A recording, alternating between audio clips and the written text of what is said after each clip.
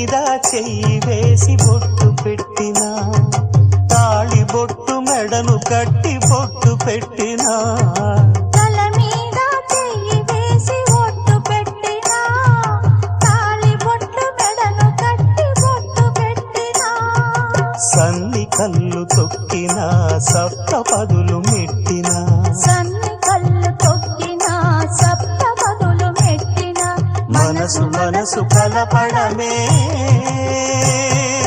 మంత్రం పరమార్థం.